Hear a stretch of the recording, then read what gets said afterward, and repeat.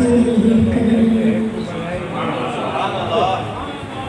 أما بعد فأعوذ بالله من الشيطان الرجيم بسم الله الرحمن الرحيم قل هو الله أحد الله الصمد لم يلد ولم يولد ولم يكن له كفوا أحد صدق الله العظيم.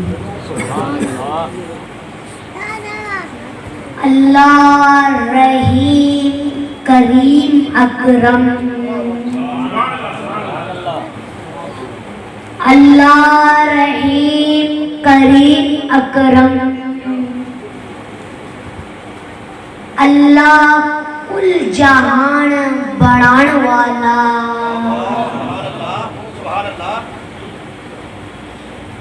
اس دے حکم اتے ہی چلن حکومتاں سب، حکم حق ماں اتے چلان والا، کون دم مارے اس دے کم اندر، ہر ہر کم وچ حکمت بڑھان والا، لال حسین تمام مخلوق وچوں رکھیا رتبہ اعلیٰ انسان والا، اور کراں کی تعریف میں انسان خاکی، تعریف نبی دی وچ آسمان ہوندی، ثابتی صدق یقین کر لے شان نبی دی نہیں بیان ہوندی، اس نوں لوڑ نہ ہور دلیل کوئی، جس نے پڑھی ہوئی کتاب قرآن ہوندی، لال حسین رسول دا ذکر کریاں تازگی وچ ایمان ہوندی۔ میرے بھائیوں اور بزرگوں، السلام علیکم ورحمۃ اللہ وبرکاتہ۔ تمام تعریفیں اس خالق کائنات کے لیے جس نے ہم سب کو پیدا کیا ہے، اور بے شمار درود و سلام اس ہستی محتشم پر جو ہمارے درود و سلام پڑھنے کے محتاج نہیں۔ میرے بزرگوں، اللہ اور اس کے فرشتے میرے آقا کریم پر درود پاک پڑھ رہے ہیں۔ عجیب فیض ہے آقا تیری محبت کا، دارود تجھ پر پڑھوں اور خود سنور جاؤں۔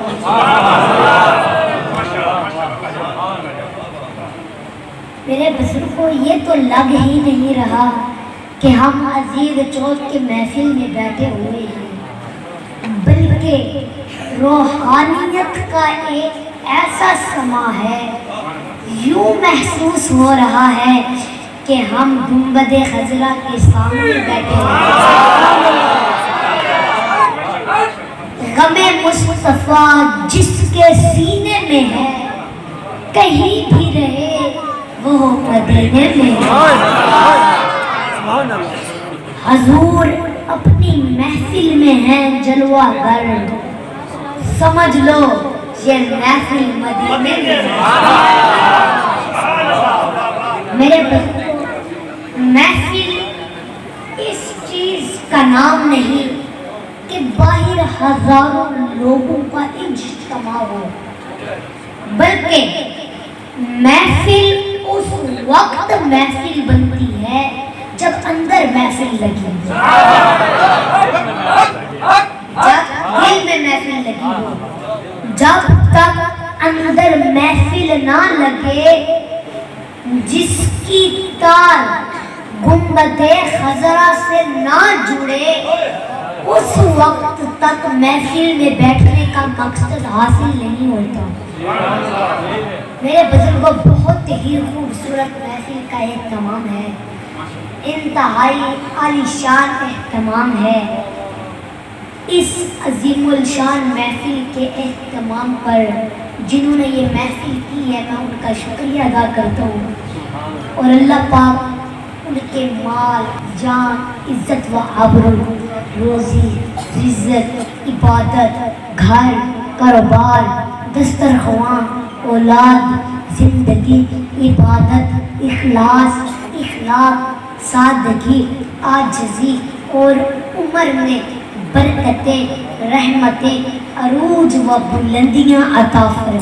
سبحان اللہ، سبحان اللہ۔ میرے بزرگوں، میں انتہائی اختصار کے ساتھ چند گھڑیاں آپ سب کے سامنے بیان کرنے کی سعادت حاصل کر رہا ہوں۔ دل سے دعا ہے کہ اللہ پاک محبت سے سننے اور محبت سے بیان کرنے کی توفیق عطا فرمائے۔ میرے بزرگوں، یہ دنیا میں آنا اور چلے جانا، یہ ایک دستور اور قانون آپ سب کے سامنے ہے کہ جانور بھی آتے ہیں اور چلے جاتے ہیں، انسان بھی آتے ہیں، چلے جاتے ہیں، ہندو کافر بھی آتے ہیں، چلے جاتے ہیں، لیکن بزرگوں، مومن کا آنا بھی شان والا ہے اور جانا بھی شان والا ہے۔ سبحان اللہ۔ جو اس چیز کو سمجھ جائے اسے ایک راز مل جاتا ہے، اور پھر یہ انسان اشرف المخلوقات کس وجہ سے ہے، پھر یہ امت مصطفیٰ ساری امتوں کے سردار کیوں ہیں؟ میرے بزرگوں، عمومی طور پر نظریہ تو لوگوں میں یہ بھی ہے کہ جیسے بچہ پیدا ہوا، پھر جوان ہوا، پھر اس کی شادی ہوئی،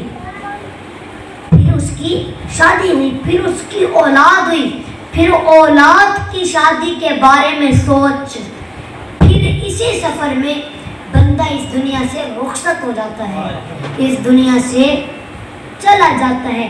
یہ مقصد اور اسی طرح دنیا میں آنا جانا جو ہے وہ ہمیں وہاں بھی نظر آتا ہے جہاں عقل نام کی کوئی شے نہیں۔ میرے بھائیو، جانور عقل سے خالی ہوتے ہیں، ان کی زندگی کا شیڈول بھی یہی ہے کہ وہ آتے ہیں، پھر وہ چلتے ہوئے، کھاتے ہوئے، بغیر کسی پابندی کے، بغیر کسی رکاوٹ کے، آزادی کے ساتھ جو چاہے کھا لیں، جو چاہے پی لیں، اور جہاں چاہیں اپنی مرضی سے نفس کی خواہش پوری کر لیں۔ پھر ان کی اولاد ہوتی ہے، پھر ان کی اولاد ہوتی ہے، پھر ہم سب جانوروں کا دنیا میں آنا جانا جو ہے وہ ہم سب دیکھ رہے ہیں۔ میرے بزرگوں، مسلمانوں میں ہندو، سکھ، کافر، یہودی، نصرانی، قادیانی، یہ سب اسی جانور کی طرح دنیا میں آئے اور اس دنیا سے چلے گئے، مگر بندہ مومن کے آنے کے بھی کچھ مقاصد ہیں جو اس کھانے پینے سے علیحدہ ہیں۔ پھر اس کی زندگی یوں نہیں جیسے کوئی جانور مر گیا، پھر اس کی زندگی کے اثرات برقرار رہتے ہیں، پھر مومن کے زندگی کے اثرات برقرار رہتے ہیں، اس کی نشانیاں موجود رہتی ہیں۔ میرے بزرگوں، گھوڑا ہے، بھینس ہے، اٹھتے بیٹھتے ہیں، چلتے پھرتے ہیں، کھاتے پیتے ہیں۔ یہ زندگی ایک کافر میں بھی ہے، یہ زندگی ایک مسلمان میں بھی ہے، لیکن ایک اس سے آگے مزید زندگی ہے، وہ زندگی چلنے پھرنے کا نام نہیں، وہ زندگی کھانے پینے کا نام نہیں، وہ زندگی حق ماننے، حق پر ڈٹ جانے، حق پر قائم رکھ کر اس دنیا سے چلے جانے کا نام ہے۔ جس آنکھ نے حق دیکھا نہیں، جس زبان نے حق بولا نہیں، جس کان نے حق سنا ہے لیکن قبول نہیں کیا، ہمارا قرآن کہتا ہے وہ آنکھ آنکھ نہیں، وہ کان کان نہیں، وہ زبان نہیں، سمم بکمن عمیٌ۔ قرآن نے جن لوگوں کو ایسا کہا، قرآن نے کہا ویسے ان کی آنکھیں تھی، ویسے ان کی زبانیں بھی تھی، ویسے ان کے کان بھی تھے۔ قرآن نے کہا نہ یہ آنکھ رکھتے ہیں، نہ یہ کان رکھتے ہیں، نہ یہ زبانیں رکھتے ہیں، یہ گونگے ہیں، بہرے ہیں، اندھے ہیں۔ کیوں کہا قرآن نے؟ قرآن نے کہا آنکھ تھی، آنکھ حق دیکھتی نہیں تھی، زبان تھی، زبان حق بولتی نہیں تھی، کان تھے، کان حق سنتے نہیں تھے۔ تو خالق کائنات نے فرمایا جس غرض کے لیے، جس حکمت کے لیے، جس مقصد کے لیے میں نے بنایا، جو یہ پورا نہیں کر رہے، یہ تو بے فائدہ چیزیں ہیں، گویا کہ یہ چیزیں ہیں ہی نہیں۔ پھر آگے جا کے رب ذوالجلال نے ایسے لوگوں کو مردہ قرار دے دیا۔ میرا گلا بیٹھ ہوا بھائی، آواز نعرہ تکبیر، نعرہ رسالہ، نعرہ خلافہ، نعرہ حیدری، نعرہ غوثیہ، جیوے جیوے جیوے جیوے جیوے جیوے محمد یار کاظم نکا پیر، محمد یار کاظم نکا پیر۔ کس وجہ سے؟ وہ حق نہیں مانتے تھے، اور جو حق نہ مانے اللہ کے قرآن نے فیصلہ کر دیا، اگرچہ وہ پہلوانوں کی طرح چلتا پھرتا ہو، اٹھتا بیٹھتا ہو، کھاتا پیتا ہو، دوڑتا ہو، کھاتا پیتا ہو، دوڑتا ہو۔ رب نے فرمایا جو حق قبول کر لے وہ قبر میں بھی چلا جائے وہ زندہ ہے، اور جو حق قبول نہ کرے وہ مردہ ہے۔ یہ کسی مفتی کا فتویٰ نہیں، یہ میرے اللہ کا قرآن کہتا ہے۔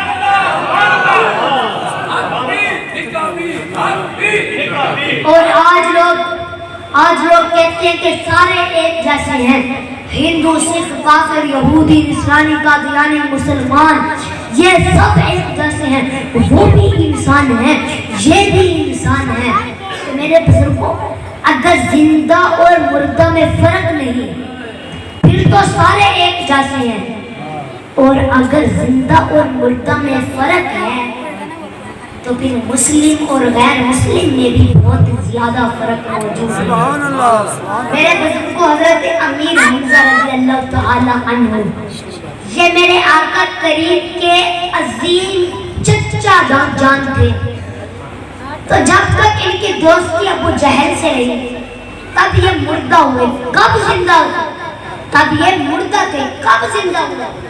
جب کلمہ پڑھا تھا تب زندہ ہوئے۔ میری باتوں کی سمجھ آ رہی ہے؟ توجہ فرمائیں، توجہ ہے؟ توجہ فرمائیں۔